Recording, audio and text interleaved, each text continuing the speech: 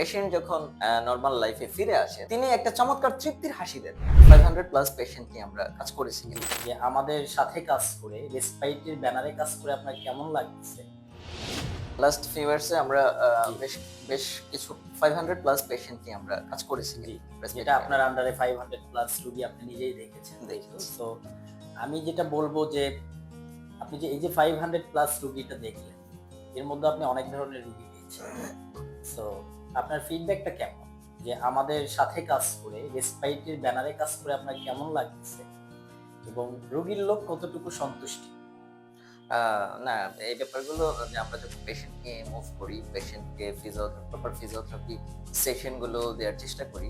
তো আমরা যখন পেশেন্টের ফিডব্যাক ভালো পাই, আমরা নিজেরা হ্যাপি হই। রেসপেক্ট কেয়ার চমৎকার সার্ভিস পেশেন্টদেরকে দিচ্ছে। জি, এই ব্যাপারগুলো পেশেন্টকেও হ্যাপি করে।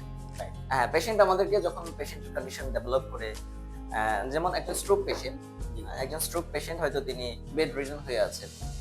একজন ফিজিওথেরাপিস্ট প্রপার অ্যাসেসমেন্টের মাধ্যমে proper evidence based physiotherapy treatment provide করার ফলে পেশেন্ট যখন নরমাল লাইফে ফিরে আসেন তিনি একটা চমৎকার তৃপ্তির হাসি দেন এবং ধন্যবাদটা কিন্তু উনি ফিজিওকে দেন এবং রেসপেক্ট কেয়ারকে দেন।